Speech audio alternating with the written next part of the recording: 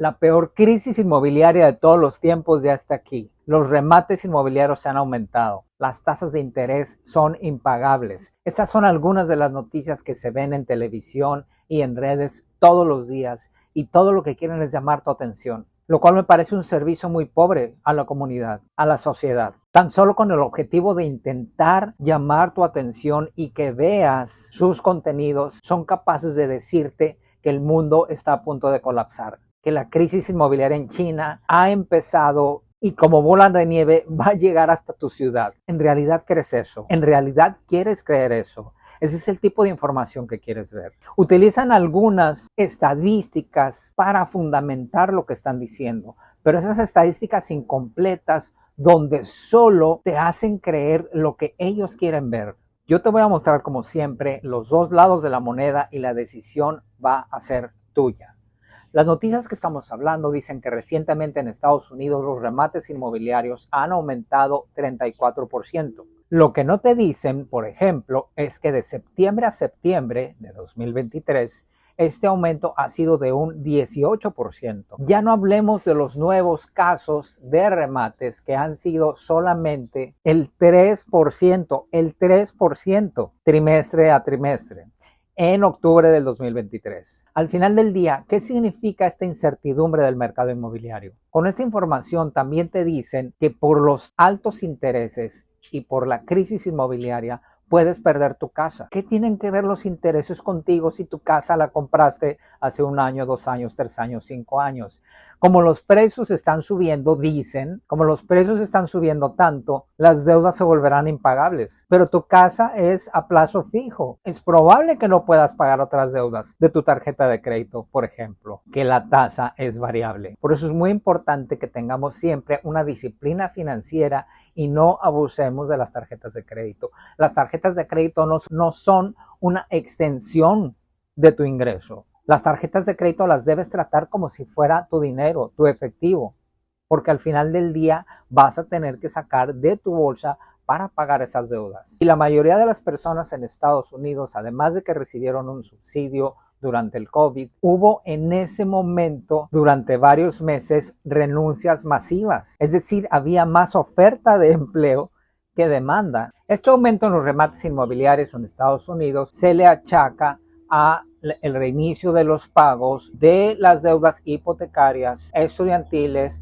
a los divorcios, a la pérdida de empleo, pero si lo piensas 2 veces, esto es algo que va a suceder toda la vida. Es decir, no debemos preocuparnos ni tomar decisiones porque en el mundo la gente se divorcia, porque la gente pierde empleo.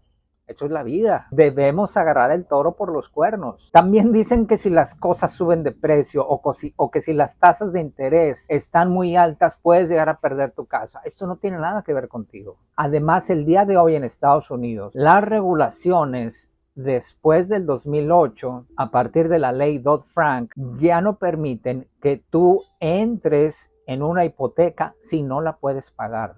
Es prácticamente imposible que un banco te haga un préstamo que no puedes pagar. También hay quienes dicen en ese sentido que si se utilizan los ingresos de las 2 personas para calificar un préstamo, esto puede ser irresponsable, porque si una de esas 2 personas pierde el empleo, entonces la otra no va a poder pagar. Y se dice que esto es irresponsable, utilizar a 2 personas, el ingreso de las 2 personas para calificarlas a un préstamo. Y no nos hemos puesto a pensar qué pasa en aquellos casos donde el crédito se aprueba con un solo salario, con una sola persona, con un solo ingreso. ¿Qué pasa si esa persona pierde su empleo? Es peor aún, porque ya no se tiene el otro salario. Entonces, que el ingreso para calificar un préstamo se base en 2 personas en lugar de una sola, de hecho, reduce las probabilidades de caer en mora. Se dice que al aumentar las tasas de interés no vas a poder pagar tus tarjetas, no vas a poder pagar tus carros y principalmente no vas a pagar tu casa. Normalmente de todos estos préstamos, el interés más bajo va a ser el de tu casa y la decisión de qué es lo que no vas a pagar o qué vas a hacer con tu vida siempre va a ser tuya. Es muy importante que no te dejes dominar por estas noticias sensacionalistas que no tienen nada positivo, no tienen nada constructivo para ti. No sigas esas noticias, no veas esos canales que no te aportan algo positivo. Otra de las noticias que se ha utilizado en muchos medios para espantar a la gente es la supuesta crisis inmobiliaria en China. La información que yo te doy es de primera mano. De hecho, tuve la oportunidad de asistir a una conferencia en la University of International Business and Economics of Beijing y he estado en China múltiples ocasiones por trabajo. Curiosamente nunca de paseo, pero conozco gran parte de China y la información que te doy, como siempre, es de primera mano. Las ciudades fantasma en China tienen años, son una realidad. En un estudio liderado por Li Gan, profesor de economía de la Universidad de Texas, mostró que el 20% del parque inmobiliario está desocupado. Esto no es nada nuevo, ni tiene nada que ver con tu pueblo. De hecho, en este mismo estudio, revelaron que la mayoría de las propiedades vacías pertenecen a familias, a personas que tienen otra propiedad. Así que el hecho de que esté vacía la propiedad no es ninguna señal de alarma. Según este mismo estudio, los inversionistas en China han visto a los bienes raíces como una manera de invertir más segura que la bolsa de valores. Ojo, no estoy diciendo que lo sea, estoy diciendo que el estudio muestra que los inversionistas han preferido los bienes raíces como un medio de inversión y muchas familias tienen estas propiedades o adquieren esas propiedades en China para ayudar a sus hijos. Pues además estas propiedades son clave en las negociaciones matrimoniales en China. En realidad, y como último mensaje, quiero recordarte que en este momento la mayoría de las personas, más del 80% según una fuente gubernamental reciente, más del 80% de las personas en Estados Unidos actualmente creen que no es un buen momento para comprar. Esto es una excelente noticia para ti, porque si el 80% de las personas que quisieran comprar casa no lo van a hacer, eso aumenta tus oportunidades de éxito en una oferta que pongas para una casa y muy probablemente puedas ofrecer un monto menor que aquel que el vendedor está pidiendo. De igual manera, considera lo siguiente, sobre todo para aquellos que están muy espantados y que se creen eso de que es el peor momento para comprar, que es el peor momento para tener una vivienda. Según el sitio del gobierno census.gov, las familias que son dueñas de su casa en Estados Unidos tienen en promedio un capital, un patrimonio familiar de $130,000.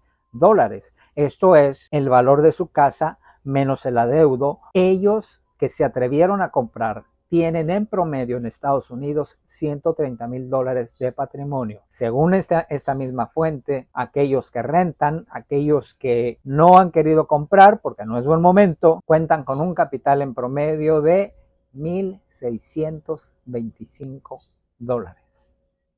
Esto es ni un mes de fondos para vivir. Esta es la gran diferencia entre comprar o no comprar tu casa. Esta es la gran diferencia entre dejarte llevar por esas personas pesimistas y negativas que no se interesan por tu bienestar o mantenerte positivo y firme en tu decisión y comprar tu casa cuando lo consideres necesario, no cuando te lo digan allá afuera, no cuando te lo diga yo. Mejor te doy otra estadística. Según la Reserva Federal, es decir, según el censo de los Estados Unidos, $130,000 tenían los propietarios, pero según un estudio de la Reserva Federal, y eso es muy importante, que cuando escuches encuestas, estadísticas, información, te digan la fuente, porque es muy fácil decir un estudio esto, un estudio lo otro, pero ¿quién hizo el estudio?